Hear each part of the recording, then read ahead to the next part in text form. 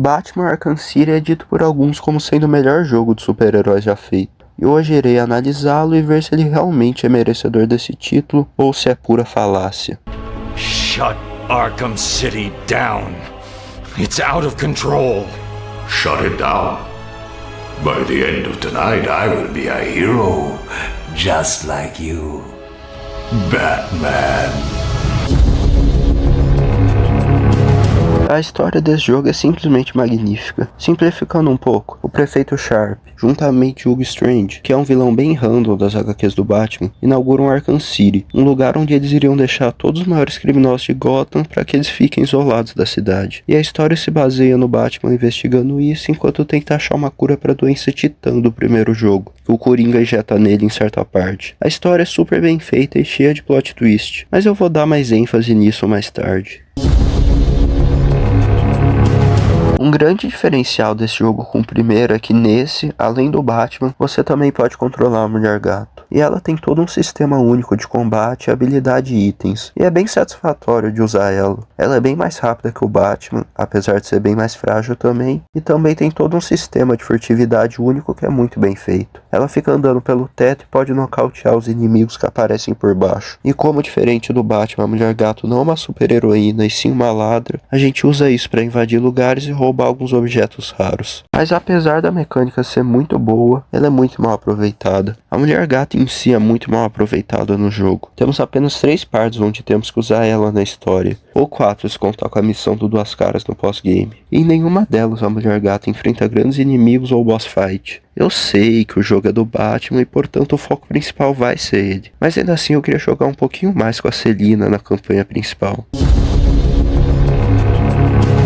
O sistema de combate e furtividade é praticamente o mesmo que o do Arkham Asylum, mas com alguns refinamentos e itens novos, como a pistola de choque, a granada de fumaça, carga elétrica e a granada de gelo, além de ter o batarangue de controle remoto como parte crucial para resolver alguns puzzles. Além disso, eles melhoraram o sistema de combos, que era uma merda no Asylum, e melhoraram pra caramba a IA dos inimigos, que agora destrói as gárgulas que o Batman pode usar quando percebem que ele tá na sala, além de terem adicionado mais algumas formas de nocautear inimigos furtivamente. Outra coisa que eu achei muito da hora foram as skins que deram tanto pro Batman quanto pra Mulher Gato. É sério, as skins são muito bonitas. Cada hora que eu ligava o videogame pra jogar eu usava uma diferente. Tem até uma do Batman do futuro e do Batman da série animada. Bom, eu rasguei elogios pro gráfico do Asylum no vídeo passado, mas esse jogo consegue ser muito mais bonito. É sério, as texturas são lindas. Olha só o prédio da torre do relógio.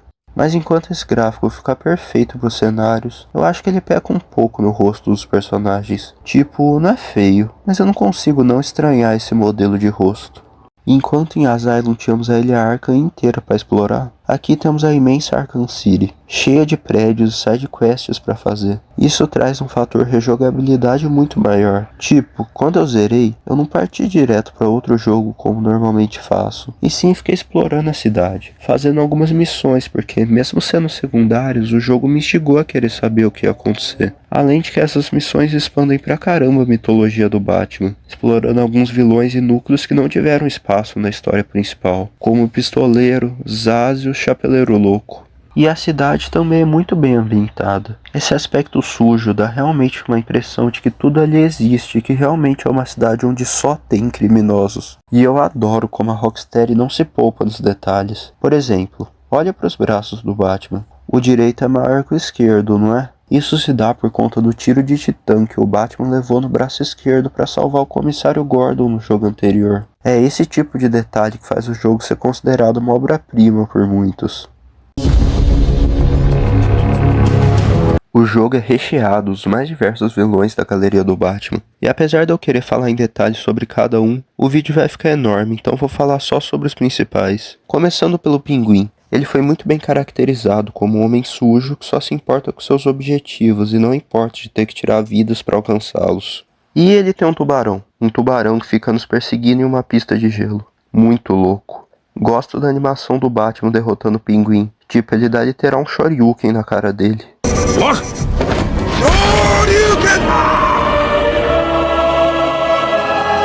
Também temos uma boss fight contra o Solomon Grundy, que eu simplesmente achei bem nada a ver. Primeiro que o Grundy nem é vilão do Batman.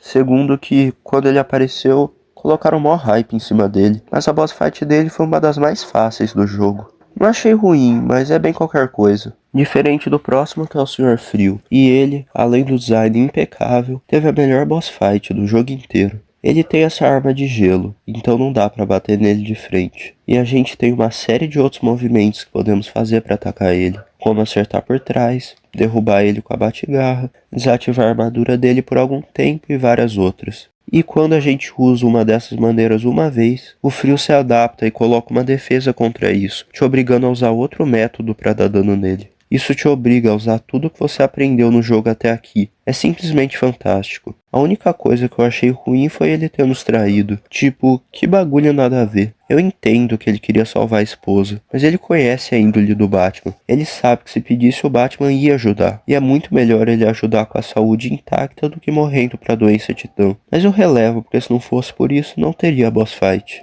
Agora o Ra's al Ghul, outra parte excelente do jogo. Todo aquele pedaço que o Batman tem que passar a prova da Liga dos Assassinos é simplesmente cinema. Acho que foi o mais próximo de uma LSD que eu já vivenciei. E depois tem a luta, que se consiste em ele ficar gigante com essa barreira em volta e temos que achar uma brecha para acertar um batarangue. Também tem uma parte que vem 1 milhão de clone pra cima e temos que matar. E no final, o Batman se recusa a matar o Ra's al Ghul, pega a cura e vai embora. Achei cinema. O Hugo Strange eu já apresentei antes, mas vou falar de novo. A psicopatia que esse cara esboça em cada cena que ele aparece é fantástica. E toda a parte da gente subir na torre do relógio atrás dele também é. É sério, toda a sequência de parkour aqui foi muito bem pensada e coreografada, sem falar do quão lindo é essa parte. Agora vamos falar do plot twist. Tudo que o Strange fez desde a criação de Arkham City foi por ordens do Ra's al Ghul, que buscava um herdeiro perfeito como líder da Liga dos Assassinos. Mas no final todo esse esforço foi em vão. Ele não era o líder perfeito. O líder perfeito era o Batman, e esse nunca aceitaria fazer parte do plano doentio do Ra's. E percebendo isso, Strange ordena que aquele lugar inteiro se exploda, numa tentativa desesperada de se matar e levar todo mundo no processo. E temos essa cena aí. Osgood Wayne.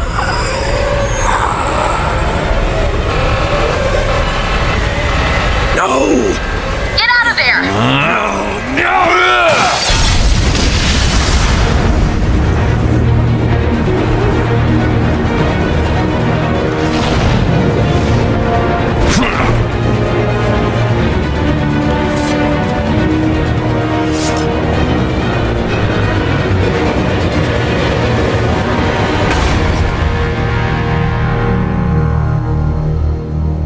Ai ai, que jogo espetacular. Bom, eu falei de todo mundo, agora falta só ele. You probably won't believe this, but I don't really think I can sit back and watch you die. It's selfish, really, but we need each other. Life would be so boring without you. Who would I talk to? Who would really understand me? O Coringa tá mais insano do que nunca, desesperado por saber que vai morrer em pouco tempo e fazendo de tudo pra garantir que o Batman ou encontre a cura pra ele ou morra junto com ele. E eu tenho que elogiar de novo a voz do Mark Hamill no Coringa. É sério, o cara é o próprio personagem. E o arco do Coringa nesse jogo é muito bem construído. Como eu disse, ele vai morrer e tá desesperado por causa disso. Isso é mostrado a todo momento do jogo, seja por ações próprias do Coringa, ou mesmo pelos inúmeros diálogos entre capangas que eles relatam que o Coringa tá alterado e muito mais violento que o normal. No final do jogo, o Coringa sequestra a Talia al Ghul para obrigar que o Batman vá atrás dele. E lá nós enfrentamos o Cara de Barro em uma das boss fights mais épicas do jogo. A movimentação dele virando várias construções é fenomenal. Só não entendi porque ele não virou algo mais letal, como um navio ou coisa assim. Mas isso é compensado pelo Batman usando uma literal katana. Se existe algo com mais aura que isso, eu desconheço. É então que o Batman toma metade do frasco da cura, deixando metade pro Coringa. Mas o Coringa tenta atacar o Batman por trás para pegar a cura e isso faz ele derrubar ela no chão, destruindo o frasco. É então que temos esse show de interpretação que é a cena do Coringa morrendo. Eu vou deixar aí para vocês verem.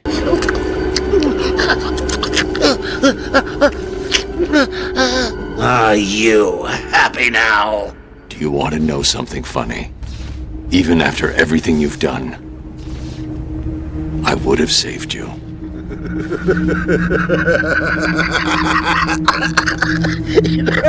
That actually is pretty funny.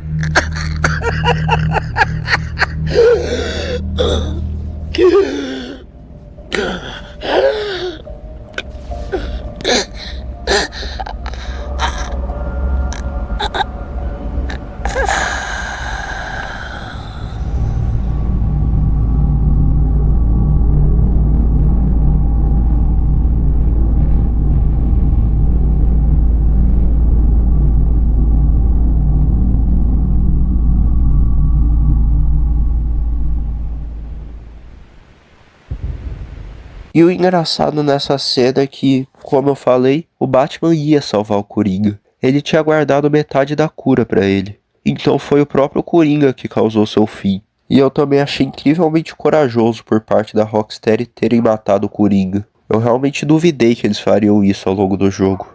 Depois, o Batman leva o corpo do Coringa pro comissário Gordon, mas ele não parece feliz. Finalmente seu arqui-inimigo está morto. Finalmente as coisas vão melhorar em Gotham City, mas o Batman não parece estar nem um pouco feliz com isso.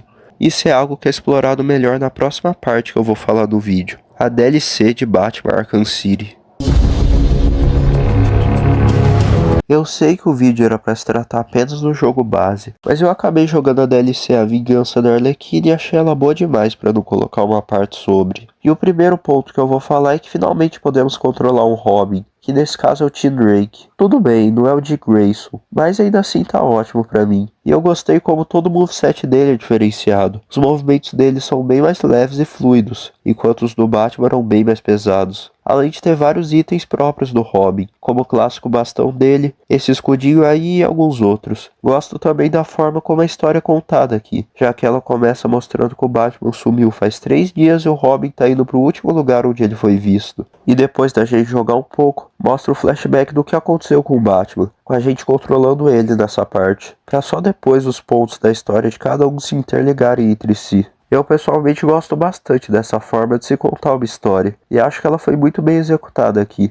Agora vamos falar da Arlequina, o principal ponto dessa DLC. Ela tá simplesmente louca por causa da morte do Coringa, mais do que ela já era no caso. Inclusive, a Arlequina dessa DLC tá outro nível. Mas enfim, ela tá louca ao mesmo tempo que tá perdida. Ela não tem a menor ideia do que fazer. Tudo que ela seguia, tudo que motivava ela era o Coringa. E agora sem ele ela tá completamente sem chão. Podemos ver isso durante vários diálogos, ou mesmo quando o Robin derrota ela e podemos ouvir ela chorando. E eu gosto como dá pra fazer um paralelo perfeito entre ela e o Batman, porque ambos foram os mais afetados pela morte do Coringa, mas de formas completamente diferentes. A Arlequina tá quebrada, tentando talvez encontrar na vingança um motivo pra seguir em frente, enquanto o Batman também tá quebrado. Querendo ou não, Coringa era uma parte importante da vida dele, mesmo que negativamente. Então é difícil se acostumar com a ideia de não ter ele ali, de que tudo simplesmente acabou. Principalmente porque, de certa forma, assim como o Coringa precisava do Batman, o Batman também precisa do Coringa. Então ele acaba se alterando por isso também, ficando bem mais violento, ríspido e grosso também. Como quando o Robin salva ele e o Bruce só mandam "Por que você demorou tanto?"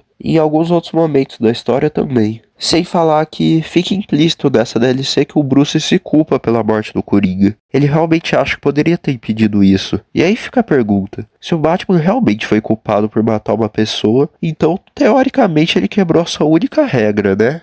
Espero que isso seja explorado melhor no próximo jogo da franquia, Batman Arkham Knight, que eu em breve jogarei e trarei um vídeo analisando ele, assim como fiz com o Asylum e agora com o City. E ainda sobre a DLC, ela é uma ótima DLC no que se diz respeito a expandir a história do jogo base, só achei ela muito curta. Pô, eu sei que DLC é pra ser um conteúdo pequeno, mas 2h30 de gameplay é sacanagem também. Agora, a par de todos esses pontos analisados, eu vou dar uma nota 9.5. Meu coração fala pra dar 10, mas pra isso o jogo teria que ser perfeito, e por mais que se aproxime muito disso, ele não é. Ele tem alguns pequenos defeitos como citados ao longo do vídeo, mas ainda assim se enquadra como o segundo melhor jogo de super-heróis que eu já joguei, perdendo apenas pro jogo do Homem-Aranha de 2018. Enfim, eu vou ficando por aqui. Se você gostou, deixa o like, se inscreve, ativa o sino para não perder mais vídeos e nos vemos na semana que vem com a análise de Marvel Rivals.